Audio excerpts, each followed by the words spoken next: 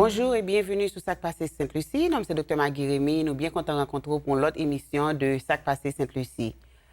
Jeudi, invité nous dans le studio, c'est Madame Clarissa Dosken, lui-même qui fait partie du programme e-Sol, qui est dans le Title 3 programme que nous connaissons que vous là, dans Sainte-Lucie County. Il pourra parler nous de qui qualité service, qui qualité ressources qui gagne pour parents yo, et il pourra dire nous tout et combien d'élèves qui gagnent dans l'école là, langue que vous parlez, différentes langues.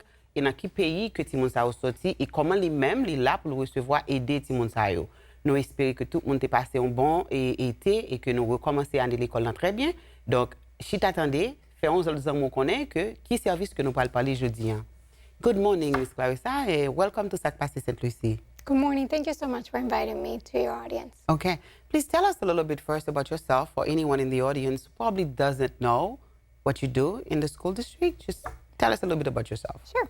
So I started working in St. Lucie County about in 2005. I've been an educator for 27 years, but I started St. Lucie County in 2005, and I was a kindergarten teacher.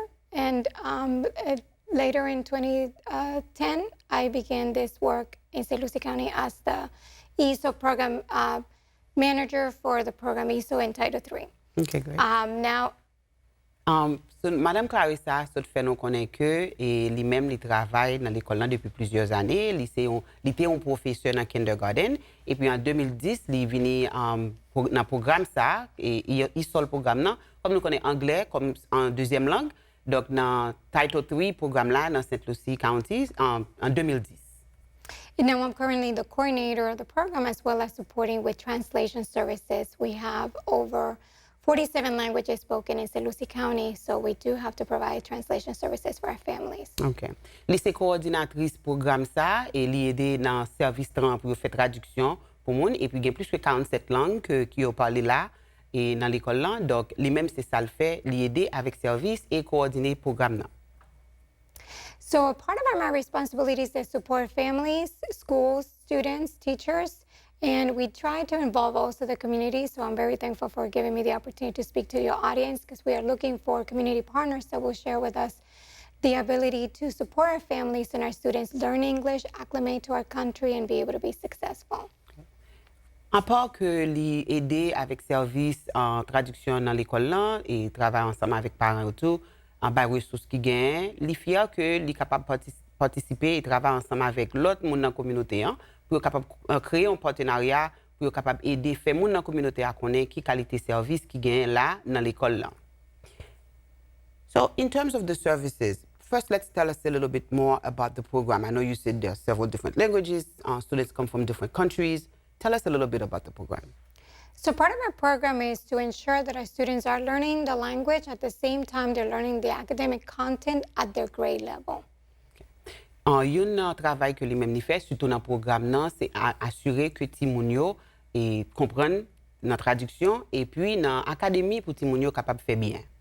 And I want to emphasize that piece of academic level because we want to ensure the students are placed in the appropriate grade level and that they're able to be successful at the same way that their native English speakers are being successful. Okay. Dans le niveau académique, il assurer que Timonio travaille bien et que ça que Timonio a besoin pour être capable de venir faire succès demain si Dieu veut. So to accomplish that, we have several resources that we provide. We provide professional development to teachers. Mm-hmm. Go ahead. For students, we provide several online and resources, tangible resources for them to not only learn English, but also get access to the content in their language that they understand. Okay. À part que l'aider élèves à jouer ressources qu'ils ont besoin pour être capable de parler anglais, l'aider professeurs autour et jeunes quel que soit service que qui gagnent pour que les gens capable d'apprendre la langue et pour capable de faire succès. So we want students to learn English, but we also want students to be successful in their grade level content. Okay. So we provide different resources such as Imagine Learning, Imagine Math, Matifique, and In Sync. These resources not only teach our children English, also allow them to learn the content in English, and in some instances, they'll also learn the content in their native language just to continue to emphasize that area of content. Okay. So you said it's Imagine Learning. Mm-hmm. Imagine learning. Imagine learning, imagine math, Imagine math, OK. Matifique, Matifique. In Sync, and we also have Rosetta Stone. OK. Comme nous connaissons différents ressources dehors pour capable aider les gens à apprendre à parler anglais. À part que les gens en pile là-dedans, c'est langue native, langue que vous faites dans le pays côté où sorti, vous parlez, mais il y a différents et nous capables des outils que vous utilisez. Quand vous Imagine Learning, Imagine Math, Imagine Matifique et Rosetta Stone, ça c'est différentes ressources que vous utilisez pour capable aider les gens à apprendre à parler anglais plus bien. So professional development is also provided to our school staff to ensure that they are able to work with our students who are coming from multiple backgrounds, language, literacy backgrounds, language backgrounds, and cultural backgrounds. OK. Dans ressources que bon, nous parlons de développement professionnel pour un professeur et yo aider ti moun yo dans différentes activités. OK? So pour dans background professionnel yo et dans académie, yo chercher d'autres différentes ressources pour capable aider ti moun yo dans façon ça. Being that we have over 47 different languages, it does become a challenge because Spanish, Haitian, Korean, Portuguese are the main languages spoken for most of our students, but we still do have some languages like indigenous dialects that could be a challenge for students to be able to communicate with teachers and their peers. OK. À part que vous avez plus que 47 langues que vous parlez dans l'école là, vous avez 3 langues qui plus parlées dans l'école là, quand vous en espagnol, en créole haïtien avec portugais. 3 langues ça vous parlez plus, mais en addition, vous avez l'autre langue indigène que vous avez dans l'école là tout, que vous avez l'autre monde qui parle, donc vous êtes obligé de chercher des ressources pour capable aider élèves ça tout parler anglais plus bien. So for that, what we do is that we have a translation service where we are able to hire a translator from different languages and be able to communicate with our students and our parents. OK. À cause que vous avez plusieurs langues dans l'école là, donc vous êtes obligé d'utiliser un service de traduction avec monde qui fait interprétation pour capable aider élèves yo parler langue plus bien. So on a day-to-day, what you will see in the classroom is that our students are placed in the mainstream. They're in the mainstream classroom with support from paraprofessionals. Most of our schools are going to have a Spanish para, Haitian Creole para, and several schools have a Portuguese para. OK. Ça que nous capables de marquer dans l'école là, yo gen ça yo les paraprofessionnels là. Paraprofessionnel c'est un autre monde qui là qui pour capable aider ti moun yo avec langue nan. Quand yo gen un paraprofessionnel pour espagnol, yo gen un paraprofessionnel pour créole haïtien et puis yo gen un tout pour portugais. So in other areas, what we also like to provide support after school programs. So we have every high school, every middle school has a tutoring program that provides support for our students to learn English and again the content area that is important. Yo gen un programme tutoring nan kon nou capable connaît que en petit monde qui gen un l'autre là nous dit un tutoring programme, yo cherche un monde qui capable aider ti moun nan ensemble avec langue nan. Donc plusieurs dans l'école yo dans service que yo ba yo, ça c'est yon nan yo. In addition to that, we have what is called a support staff in my office that works directly with our high school and middle school students. Her name is Joelle St. Dick. She actually speaks 3 different, I know 4 or Miss 5. Dick. Yes, you do. So she speaks multiple languages and she's able to communicate with our students and our families. And her purpose is very specific to meeting the graduation and promotion requirements. OK. Et en addition, yo gagné Madame Joelle St. Dick dans l'école là qui parle différentes langues et qui capable aider ti moun yo. So yon nan rôle li, c'est travailler ensemble avec élèves ça yo pour ti moun yo capable et graduer. Donc pour faire tout ça qu'on est quand on parle de prerequisite ou bien requirement que ça ti moun yo besoin pour yo capable graduer. So it's very important for us to ensure that our students are on track for graduation and they're on track to be promoted based on their grade level expectations. So that's why that staff is so important to us in our office. OK. So, rôle et employé ça dans office que c'est pour capable assurer que ti moun yo et fait tout ça au supposé faire pour capable graduer. Donc c'est ça qui fait que rôle nous capable dire Madame Joelle syndic qui travaille dans office ça, ça qui fait rôle très important pour capable assurer que tout ti moun yo graduer. And also, we also provide for parents English centers, English learning centers. This year, these centers will be virtual. What we want to accomplish is to make sure that our parents have access to our staff and after school in order for them to be able to get access to information about how to meet the needs of their students at home, but also for them as parents to learn the language. OK. L'autre service que yo bay, yo gen un virtual learning que nous connaissons tout le monde, c'est peut-être dans Internet, c'est là que tout le monde va apprendre, mais yo gen un service pour parents yo tout, pour capable aider parents yo, non seulement apprendre à parler langue, alors non seulement pour parents yo capable aider ti moun yo même tout pour capable apprendre à parler langue anglais en tout. So we ask parents to be on the lookout. There will be announcements done on social media. We'll have a call made home for them to be able to register for our program, as well as personal calls from our after-school teachers. OK. L'État remet tout parents yo prêter attention à dans médias sociaux, soit dans Internet, Facebook, pour capable connaître que qui ça qui pourra le passer et pour capable programme qui gagne yo le yo. Donc, prêtez attention, si que c'est email vous voyez ban nous, ou bien c'est lettre vous voyez ban nous. Donc, prêtez attention pour l'autre service qui pourra venir pour nous capables de connaître. And in these centers, we're also going to be providing professional development for parents or trainings for parents. So parents learn strategies to be able to support their children at home. OK. Dans ce service, vous pourrez gagner une série de stratégies pour capable aider parents yo, et comment pour capable développer une série d'outils nous capable dire pour parents yo capable aider ti moun yo surtout à apprendre dans devoir que vous le faire ou bien à parler langue anglaise à tout. So some of the questions that we usually get from parents regarding the program, which is some of the most important question that I think we would definitely want parents to understand, is why is my student in the ESO program? How did that happen? How do you know that my child needs support? Okay. Une question qui est importante que parents yo ta remet connaît et on bagay faire connaître que pour qui ça petite moi dans programme et ISOL là nous connaissons anglais comme langue deuxième langue et ça c'est une question qui est très importante pour qui ça et que petite pam dans programme ça. So when parents register their children in school, they complete what we call a home language survey. And in that home language survey, if they indicate that someone in the home speaks a language other than English, or the child has spoken a language other than English, then we will test the student for language proficiency. OK. Ça qui arrive, c'est que là, vous enregistrez ti moun yo l'école et vous avez un formulaire que vous rempli. Donc, si que dans une question, vous demandez est-ce que vous avez l'autre langue autre que anglais qui parle dans Kailan. Donc, si que nous répondons oui, vous avez l'autre langue qui parle, donc vous êtes obligé de faire une sorte d'assessment pour ti moun pour connaître et dans quel niveau que ti moun est. That assessment is going to measure students' ability to listen, read, write, and speak English. Okay. And that would allow us to know whether they will need support for learning the language or if they don't. Assessment ça que vous faites, c'est pour capable connaître à quel niveau que ti moun est.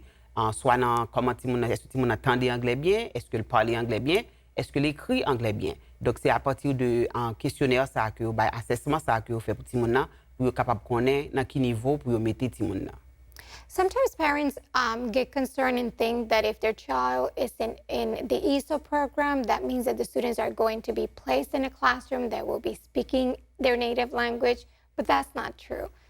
I hear that a lot about some parents saying, you know, my child is in ESOL, but, you know, sometimes other people say this without really asking the proper question. Yes. Yeah, you can continue. So we're not placing the children in a classroom where they will be practicing their native language, because what we want is for them to learn English. Mm-hmm. So the children will go to the mainstream, and in the mainstream, with a teacher who speaks English and teaches in English, they will get support in their native language if needed. If it's not needed, then we won't provide that support. OK. Parfois, il y a des parents qui disent que au petitement pour aller dans le programme ça, dans le programme ISOL là, donc c'est que petitement parler langue parle. Mais c'est pas ça lié. Donc dans le programme ça, ils ont encouragé ti moun nan pour ti moun nan capable parler anglais très bien. Donc ils mettez dans niveau côté ils mettez là, on dit que ils mettez dans classe, ça dépend du genre assessment que tu fait pour lire. Donc c'est ça que fait ils mettez dans classe ça, mais ils pas parler, ils pas encourager à parler langue là, c'est anglais que apprendre pour parler. So the purpose of the program is really to help your children become successful. It's not to identify them as a student that cannot learn English. It's a student that will need support in order to learn the language and be successful. OK. Raison, c'est pour capable supporter ti moun nan, yo identifier comme ça, mais c'est pour capable faire succès demain si Dieu veut. Mais c'est pas parce que yo mettez là à cause que ti moun nan parle l'autre langue, donc à penser que ti moun nan c'est seule langue parlant, pas parler anglais. C'est juste un extra support que yo bay ti moun nan pour ti moun nan capable apprendre parler anglais plus bien. And that support obviously comes with a lot of benefits for the students and the family. So it's important that parents are aware of what's available to them and they communicate there with the school teacher or even with our office in order to make sure that they're provided with what they need. OK.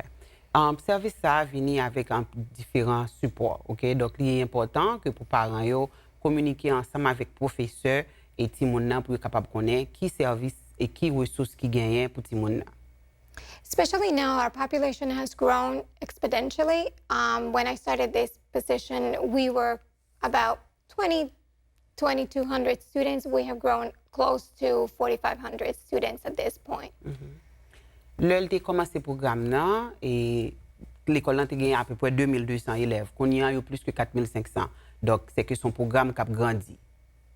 So when you have that growth, you obviously have to ensure that you're providing appropriate services, ensuring that you're giving attention to the teachers and the staff that is working with these students. And I believe that professional development it's one of those other key important things that we do in our department to ensure that we're supporting our students in a whole. OK. Là nous gain l'école là remarqué gain pile élèves comme ça qui besoin support ça. C'est important yo même tout pour yo capable gagner développement professionnel pour l'autre parents yo pour yo capable assurer que yo gain assez support pour yo capable bailler timon yo. Parce que imaginez ou te gain 2200 qu'on yo monté à 4500 plus élèves donc yo besoin plus support pour yo capable aider timon yo. So that's why we have a staff in my office. Her name is Michelle Barreto, and her whole focus is to provide professional development to teachers, how to teach children and based on their language proficiency level, which is extremely important because not every child is going to be at the same level. So that's one of her focus, ensuring that teachers are learning how to work with students. OK. Il y a un employé dans l'office qui est Madame Michelle Boeto et travail lui même plus c'est assurer que professeurs yo gagne développement professionnel ça que ont besoin pour yo capable aider timon yo. Nous connaît que tout timon pas apprendre même genre, tout timon pas proficient même genre dans une langue ou bien quelle que soit l'autre matière là. Donc c'est rôle Madame Michelle Boedo pour capable aider professeurs capable aider servir timon yo plus bien. So part of the program is also ensuring that all the documentation is done appropriately and that we are identifying our students and we're communicating with our families. So when parents get home a letter and it's not translated in their native language, we need to know. It's important that our parents are getting the communication in the language that they understand, so they will be able to support students the way we want them to be supported. OK. Donc, les élèves qui paraissent dans l'école, ou bien viennent dans le programme, ils ont une série de documentation qui vient, mais qui n'est pas écrit en anglais. Donc, c'est ça qui fait l'important pour être capable de gagner un genre de support pour assurer que les documents sont dans la langue, côté même tout comprendre, pour capable aider les parents et surtout ensemble avec les élèves. We also want the communication that goes from the district, the phone calls they receive to be received in a language that they speak. So again, if parents are receiving a call home and it's in a language that they don't understand, we're currently translating Spanish and Haitian Creole. Just please let us know. We want, again, to make sure that communication with families is maintained and is strong. Okay.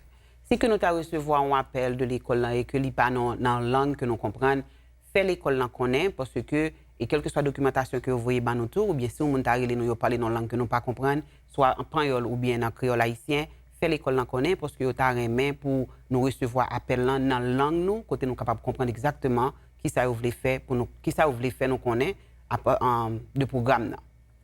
I would like to take some time to invite parents to join us. We will be having what is called a Parent Leadership Council.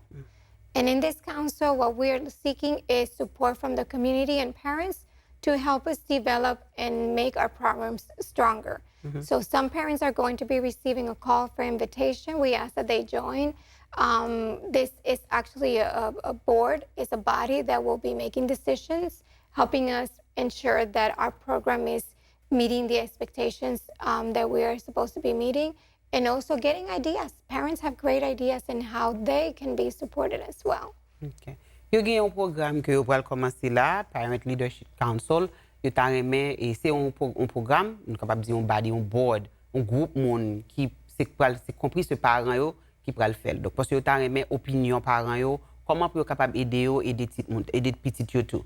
Donc nous allons recevoir un appel de l'école là ou bien soit une lettre d'invitation pour parents capable participer dans council ça ou bien consul ça pour capable participer là-dedans parce que opinion parents est important et parce que nous connaissons petit nous plus bien, pour nous capables d'aider l'école là, aider les gens plus bien. Donc, attendons-nous que nous puissions recevoir l'aide pour nous participer dans le Parent Leadership Council, ça que l'école là, pour le mettre sous pied. So if they want to volunteer, we ask they call us at 429-5537. That's my line, that's my direct line, and let me know if they would like to volunteer for this committee. It will be, all our meetings will be virtual, and we'll be hopefully starting those meetings in October. Okay. Et là, nous recevons lettre là, et t'as connaît que si des parents t'as aimé faire volontariat pour aider l'école là, nous capables de dans 429 55 37. Toute réunion yo, c'est pas face à face que le pralier, c'est dans computer, on capable dire virtual, et c'est là que réunion est faite. Donc si que des parents t'as aimé aider ou bien participer, faire volontariat dans l'école là, nous mettre les 429 55 39 37 429 55 37. C'est ligne directe Madame Clarissa Dosken qui là, si que nous t'avons participer et aider l'école là dans l'activité ça. So I have said a lot about the program. Is there anything that you would like to know specifically regarding our services or our program? No, I think you pretty much have covered everything. Now, they can find all this information online as well. They can find that information online through our website, but also directly through the school that will be communicating that information as well. Okay. So now with COVID, how do you find the students and the parents, how are they dealing, I could say coping, with all that, knowing that, the language can be a little bit challenging for the parents and some students as well in terms of information from the CDC, information from the school. How do you find the parents, dealing and coping with what's going on today? That's a great question. One of the biggest things St. Lucie County has actually emphasized is the communication with our families in their native language. So we are able to communicate all our information regarding any changes from COVID or any information that the school district is sending out. It's been sent out in English, obviously, in Haitian Creole, and in Spanish. And part of what I've seen is parents want to get back to that normal, but they do want to do it in a very cautious way, understanding that safety is the most important piece, and our children's safety has to be a priority for sure. Okay. Moi, je demande Madame Clarissa, et comment que le trouver parents yo, comment yo répondre à challenge que je dis que nous tous n'a géré, nous capable dire dans un côté que nous Covid qui dehors, comment élèves yo répondent, comment parents yo répondent. Donc ça, on fait yo même pour assurer que parents yo comprennent et comment pour yo capable aider ti moun yo toute lettre que vous voyez, toute information que vous passez, yo mettez dans la langue, soit en espagnol, en créole haïtien ou bien en portugais, pour yo faire connaître exactement comment pour yo capable aider petit yo.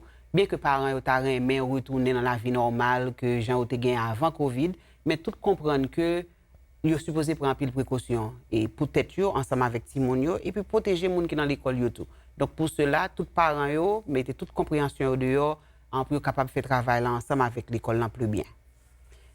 Donc, anything else you'd like to add? I know we've covered pretty much a lot about the programs in terms of services, but anything else that I did not ask that you'd like to add? We have a few minutes, we can continue. Sure.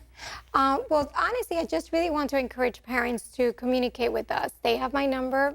They can contact me through the district website. We have staff in our office. They can communicate with us in their native language, and we will make sure that we communicate with them in a way they understand. But I just want parents to know that we have an open door policy. We're here to support. Every question they have is always going to be answered in the best way we can, and we're always going to do our best to support them because we do. I am too a immigrant. I immigrated from Puerto Rico. Me too. I'm from Haiti. Yeah, exactly. I can understand what how it felt like because I was in ESL myself. In ESOL program, yeah. Yes. So I understand the apprehension sometimes that we have that we don't feel like we want to go to an office. This just sounds very generic, but it's more we're very understanding of their stages and their learning process, so we want to be there for them. Okay.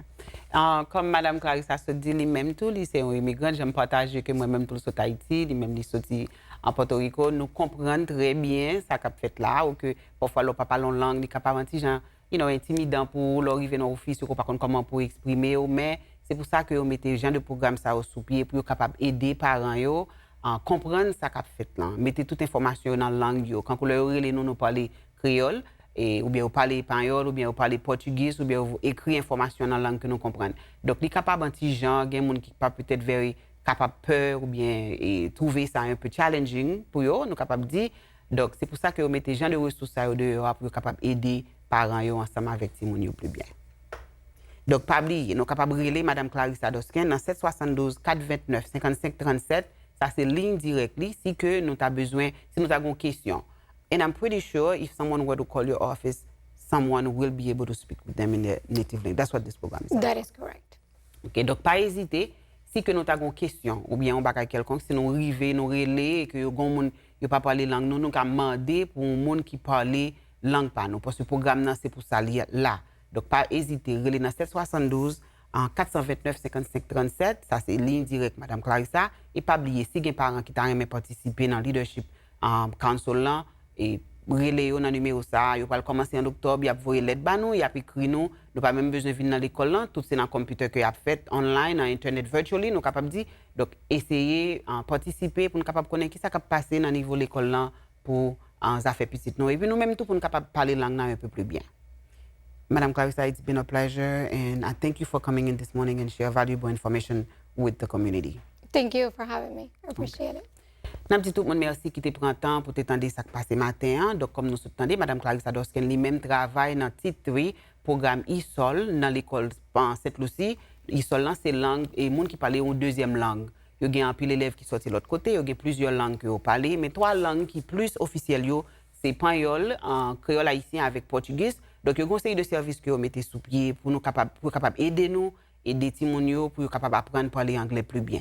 Nous dit tout le monde merci et nous espérons rejoindre pour l'autre émission de Sak Pase Sainte-Lucie mois prochain. Et nous profiter pour nous remercier Sainte-Lucie Public School qui continue à nos opportunités ça pour nous porter information ça la caillou pour chaque mois pour nous capable aider ou même ensemble avec petit tout faire information qui est bon pour famille. Nous disons merci et au revoir.